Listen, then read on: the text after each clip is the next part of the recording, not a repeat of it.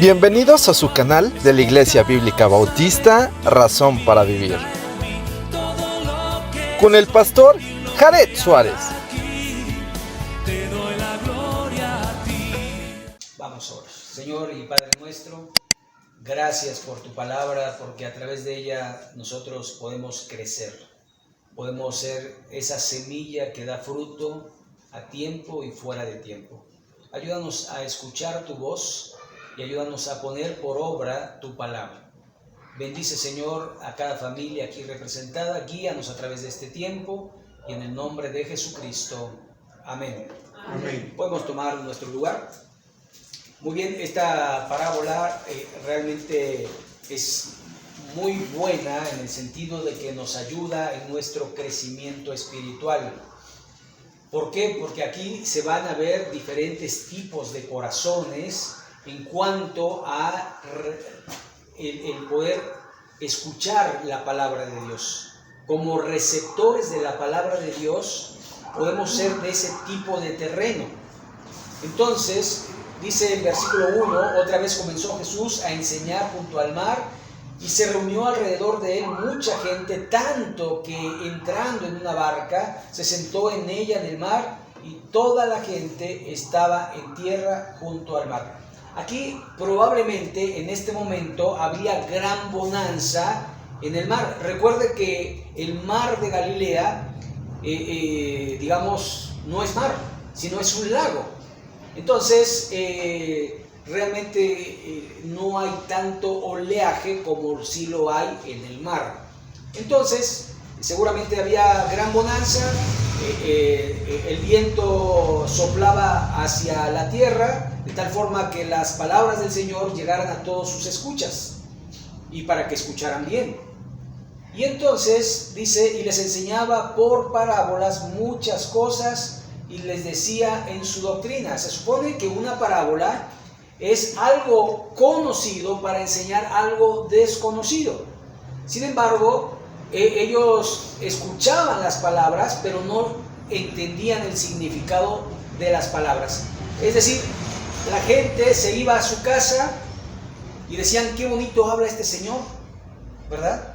¿Oíste la parábola que dijo? ¿Oíste la conversación? ¿Oíste el mensaje que dijo? Ah, mira, muy bonito. Pero ahí quedaba. El Señor era un gran orador, era un gran sabedor de la Escritura, y la gente estaba impactada por la sabiduría, por la sapiencia que tenía, pero además por el poder que tenía el Señor. Entonces le seguían, pero no entendían absolutamente nada. Entonces dice, oíd, he aquí el sembrador salió a sembrar. Y al sembrar aconteció que una parte cayó junto al camino y vinieron las aves del cielo y la comieron. Otra parte cayó en pedregales donde no tenía mucha tierra y brotó pronto porque no tenía profundidad de tierra. Pero salido el sol se quemó y porque no tenía raíz se secó. Otra parte cayó entre espinos y los espinos crecieron y la ahogaron y no dio fruto. Pero otra parte cayó en buena tierra y dio fruto, pues brotó y creció y produjo a 30, a 70 y a 100 por uno. Entonces les dijo, el que tiene oídos para oír, oiga. Esto de alguna forma, en otra ocasión usaba otra frase el Señor Jesús que decía, el que lee, entienda. Y entonces, de alguna manera, Dios quería que la gente pudiera poner atención de tal forma que después no se olvidaran, que la palabra de Dios pudiera hacer en la vida de la persona efecto.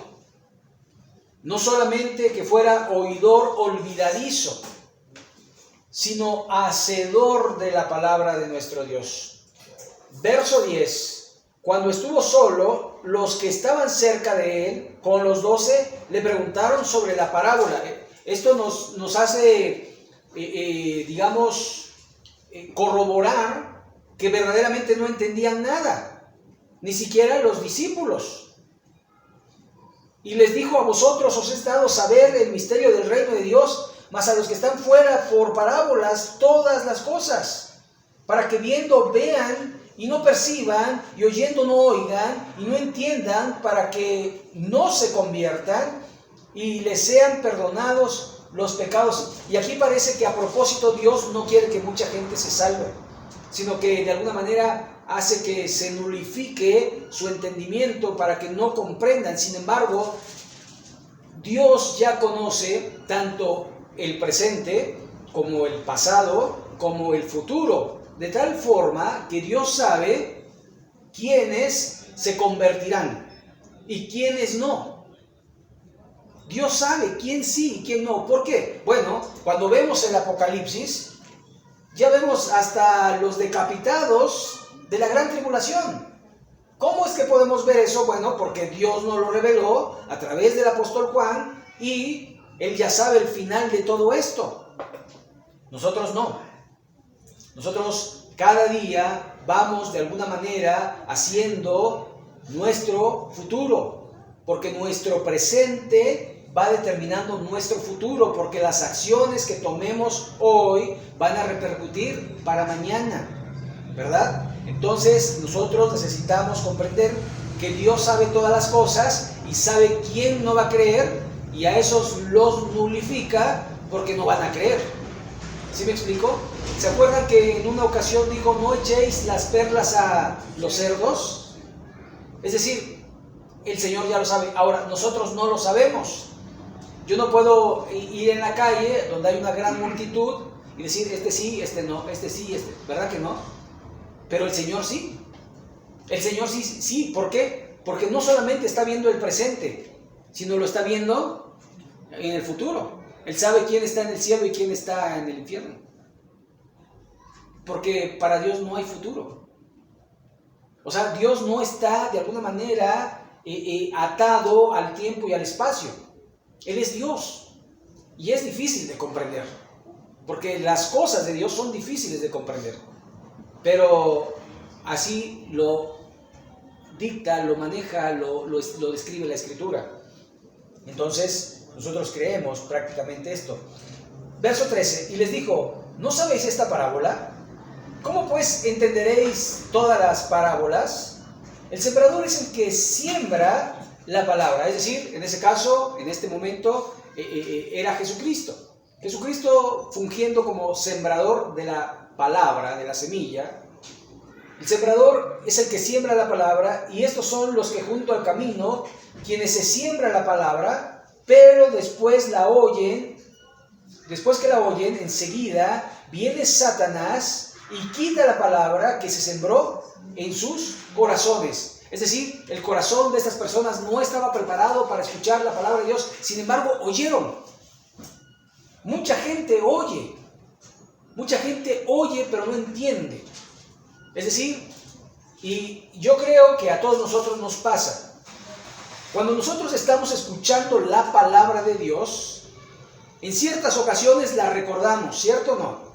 Y en ciertas otras ocasiones no nos acordamos ni siquiera, ¿verdad? ¿Qué pasó? ¿Qué dijo? Fui a la iglesia, pero ¿a qué fui? Pues sí, como que vi a la hermana, cantamos los cantos, pero ¿qué pasó con la palabra de Dios?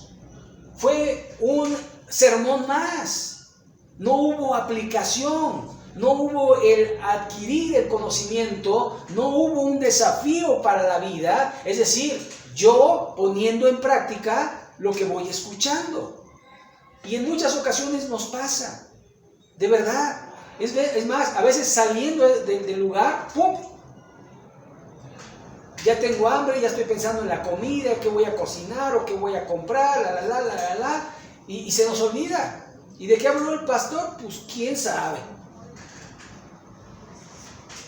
Entonces es muy importante que nosotros entendamos qué clase de terreno somos, qué clase de corazón somos, porque de alguna manera necesitamos crecer en la gracia y en el conocimiento del Señor Jesús, y eso se hace a través de la retención de la palabra de Dios. ¿Con qué limpiará el joven su camino? Con guardar la palabra de Dios. Así que sigue diciendo el texto, Estos son asimismo los que fueron sembrados en pedregales, los que cuando han oído la palabra, al momento la reciben con gozo. Es decir, estos escucharon la palabra, dijeron, qué bien, qué bonito, me encantó el sermón, pero ¿qué pasó? No llegó a la profundidad del corazón, no llegó al cambio, no llegó a la decisión, simplemente llegó a una observación de un sermón, dijeron, me parece bien, estoy de acuerdo, pero después no hay cambio en el ser, no hay cambio en la vida. Y la palabra se olvida y no hay fruto. Verso 17. Pero no tienen raíz en sí, sino que son de corta duración, porque cuando viene la tribulación o la persecución por causa de la palabra, luego tropiezan. Es decir, no quiero tener problemas. Hay mucha gente que recibe a Cristo y empieza a tener problemas con su familia. Y su familia le dice, no, ¿cómo crees? Traicionaste la religión de mis padres, y empieza a tener, y ya no eres mi hijo, y los empiezan a desheredar. Y entonces, no, tranquilos, ya no soy cristiano, ya vuelvo a ser católico o lo que sea, y estamos todos en paz. Es ese, que no aguanta la tribulación, que no aguanta el sufrimiento. O es aquel que le dijeron que cuando recibiera a Cristo en su corazón, todos sus problemas se iban a terminar. Todas sus enfermedades iban a sanar. Toda su economía iba a mejorar. Ahora, empezamos este sermón. Jesús en la barca, hay una gran paz. Hay tranquilidad. Pero aquí Jesús dice que va a haber tribulaciones y va a haber problemas en este mundo. Así que seguimos, dice, estos son los que fueron sembrados entre espinos, los que oyen la palabra, pero los afanes de este siglo y el engaño de las riquezas y las codicias de otras cosas entran y ahogan la palabra y se hace infructuosa. Este es el que recibe a Cristo, o dice haberlo recibido, pero quiere vivir según el mundo también. Es decir, pues yo soy salvo, pero el Señor no quiere que yo sea triste y quiere que me divierta, y entonces voy al antro y me echo mis copas y voy aquí, voy allá, pero el domingo voy a la iglesia y cumplo y ofrendo y todo muy bien. Y dice la Biblia que no puedes servir a dos señores, ¿verdad? Y al final el mundo te atrapa. El mundo te atrapa. Y dice que al final, dice que los afanes del siglo, las riquezas, las codicias, y dice, ahogan, ¿qué? La palabra. Ahogan la palabra y se hace infructuosa. Es decir, como si no hubieran escuchado nada. Verso 20. Y estos son los que fueron sembrados en buena tierra, los que oyen la palabra y la reciben y dan fruto a 30, a 70, a 60 y a 100 por uno. Entonces, cuando yo oigo la palabra de Dios, algo tiene que pasar en mi vida para saber que mi corazón está preparado para recibir la tierra. Si no, solamente soy oidor olvidadizo, sino algo está pasando en mi vida y puedo ser la primera, la que cayó en el camino, y Satanás está arrebatando de mi mente, de mi corazón la palabra. O simple y sencillamente no quiero más que ser un oidor, pero una persona que de alguna manera no se compromete. O si van a venir problemas, no gracias. O si de alguna manera yo no puedo estar en el mundo y con la iglesia yo no puedo definirme. Yo necesito estar en los dos, porque soy un hombre de sociedad y necesito manejarme en este mundo, tomarme mis copas con mis jefes y con mis empleados y ir aquí, ir allá, para que el negocio progrese.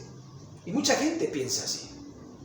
Pero la Biblia, otra vez, no puedes servir a dos señores. Y el apóstol Juan, en el capítulo 2 de la primera carta, en el verso 14, dice: no améis al mundo, ni las cosas que están en el mundo. Si alguno ama al mundo, el amor del Padre no está en él. Porque el deseo de los ojos, el deseo de la carne y la vanagloria de la vida no provienen de Dios, sino del mundo, y el mundo pasa y sus deseos.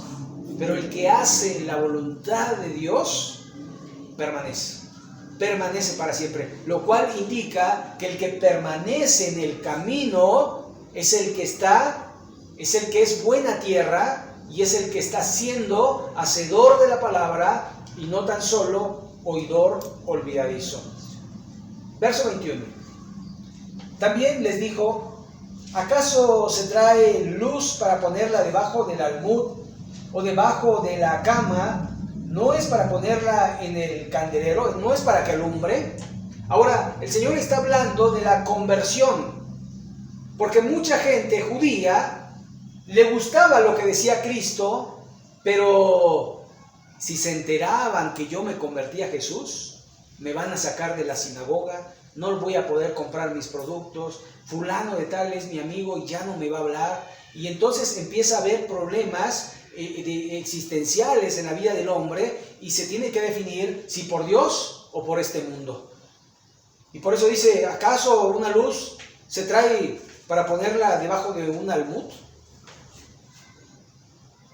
¿La pondría usted debajo de la cama?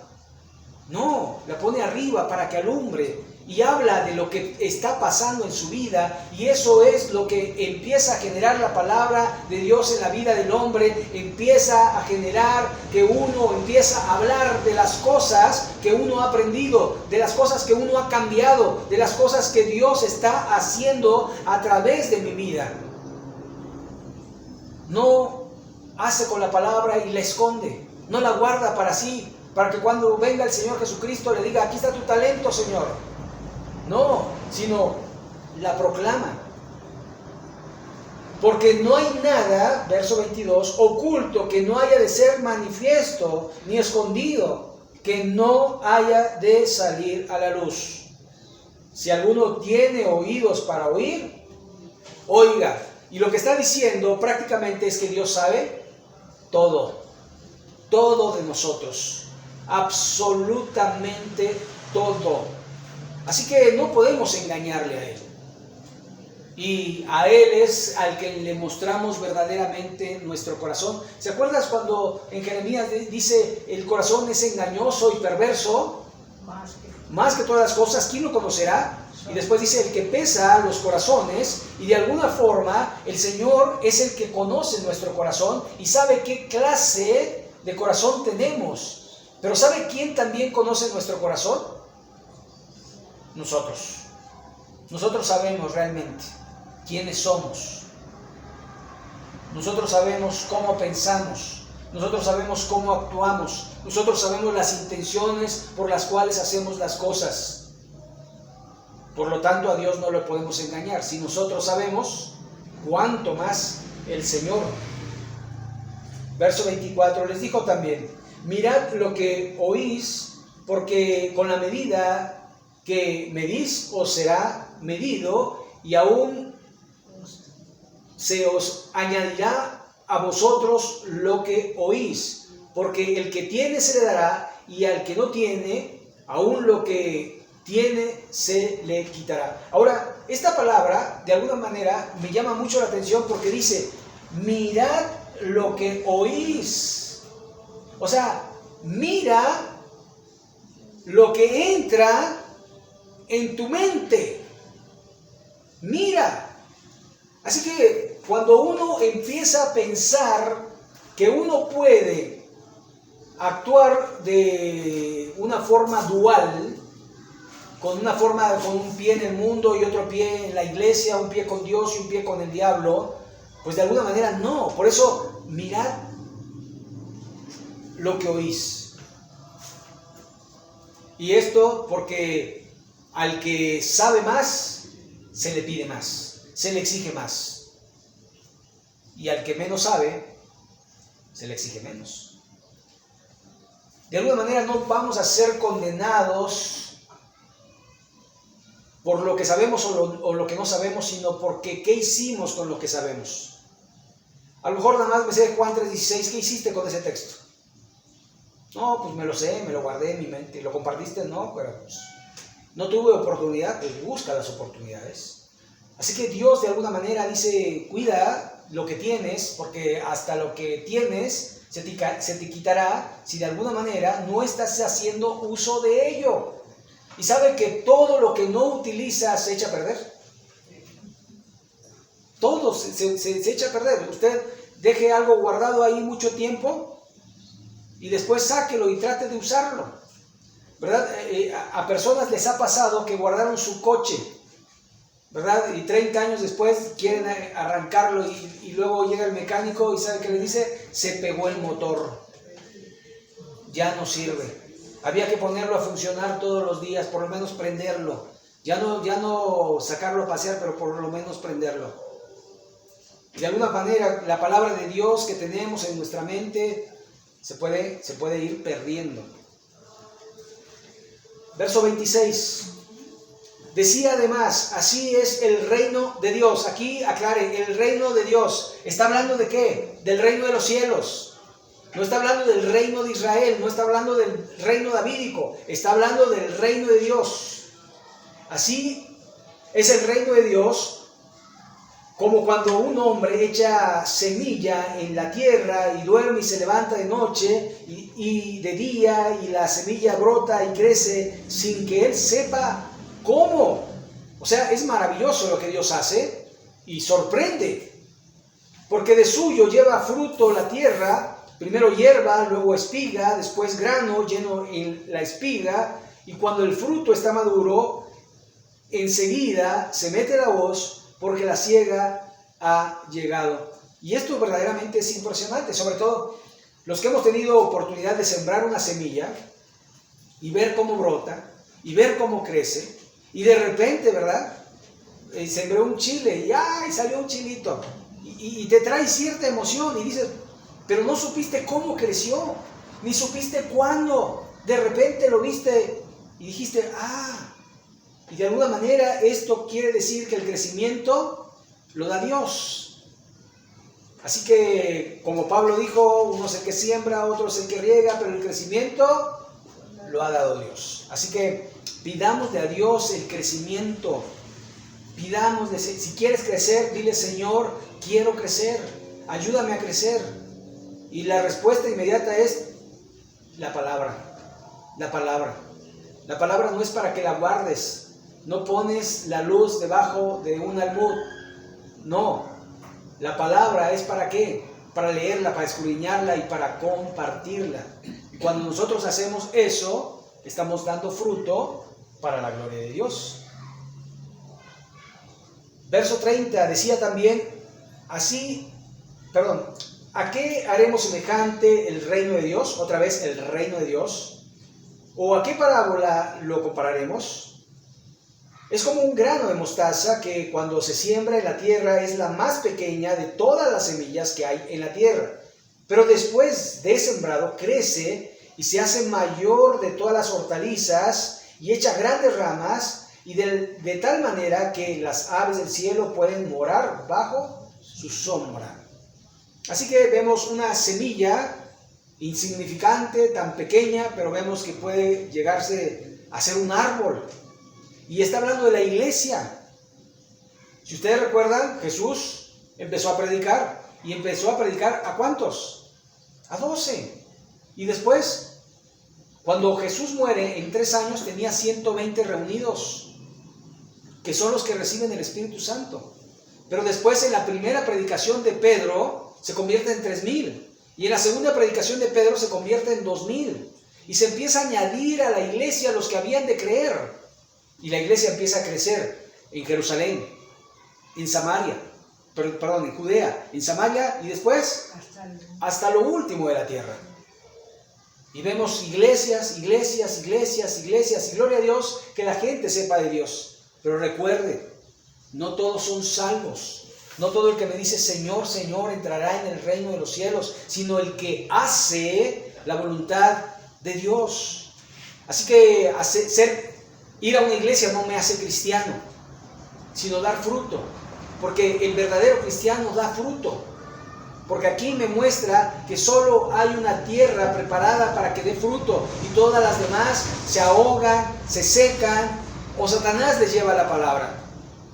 Pero solo unos, los que son salvos, darán fruto. Y por eso el Señor Jesucristo dice: en esto conocerán que son mis discípulos, en que lleváis fruto y vuestro fruto permanece. En esto conocerán que son mis discípulos, en que os amáis los unos a los otros. Eso es dar fruto. En esto conocerán que son mis discípulos, en que guardan mi palabra. En esto conocerán que son mis discípulos, en que os soportáis los unos a los otros. Así que de alguna manera el dar fruto es en el carácter de una persona. Es en las obras de una persona. Así que la iglesia ha crecido de una manera exponencial, pero recuerde que junto con el trigo ha crecido la cizaña. Muy parecido, muy similar, parece, pero no es. Parece, pero no es. Dios quiere que seamos, no que parezcamos. Dios no quiere que parezcamos cristianos. Dios quiere que seamos cristianos, verdaderos cristianos, que aman su palabra, que aman su iglesia, que aman su obra, que aman a Dios mismo. Y en eso se va a diferenciar entre los que son cizaña. Verso 33, con muchas parábolas como esta les hablaba la palabra conforme a lo que podían oír. Y sin parábolas no les hablaba, aunque sus discípulos en particular les declaraba todo. Así que en particular es cuando tú vas a Cristo y le dices: Señor, no entiendo esto, no entiendo aquello. Señor, muéstrame el camino. Señor, dame sabiduría. Señor, dame entendimiento. Y es bíblico pedir sabiduría. Santiago lo dice: si alguno tiene falta de sabiduría, pídala a Dios, el cual abundantemente y sin reproche le será dada. Pero pida con fe, no dudando nada, porque el que duda es semejante a la onda del mar, que es echada de una parte a otra. No piense quien tal haga recibirá cosa alguna del Señor. El hombre de doble ánimo es inconstante en todos sus caminos. Así que de alguna manera Dios quiere que permanezcamos siempre en Él. Ahora el texto empieza con una gran bonanza. Y aquí, verso 35, aquel día cuando llegó la noche, dijo: pasemos al otro lado. Y despidiendo la multitud, le tomaron como estaba en la barca, y había también con él otras barcas. Pero se levantó una gran tempestad de viento y echaba las olas en la barca de tal manera que ya se anegaba. Y él estaba en la popa, durmiendo sobre su cabezal, y le despertaron y le dijeron: Maestro, ¿no tienes cuidado que perecemos? ¿Sabe? El maestro estaba allí y había tempestad. El maestro estaba allí y ellos dudaron y tuvieron miedo. ¿Sabe? Cuando nosotros estamos en la tempestad podemos dudar, pero el Señor quiere que no dudemos. El Señor quiere que nos mantengamos firmes. El Señor quiere que estemos allí firmes ante las acechanzas del diablo. Ahora, esto indica que aunque estaba el Señor Jesús, había problemas. Por eso recuerden, en el mundo tendréis aflicción, en el mundo vamos a tener enfermedad, en el mundo vamos a tener carencia, en el mundo vamos a tener dificultades. Pero Dios está con nosotros. Y si Dios es con nosotros, ¿quién contra nosotros? Así que debemos de comprender que no estamos exentos de la lucha, pero Él está con nosotros. Y lo único que tenemos que hacer es despertar al Maestro, porque muchas veces lo tenemos ahí dormido, pero Él quiere que estemos platicando con Él. Él quiere que estemos allí siempre, ¿verdad, Señor? Te amo, te quiero, ayúdame. Y de alguna forma eso es nuestro andar con Cristo. Esa es nuestra relación con Cristo.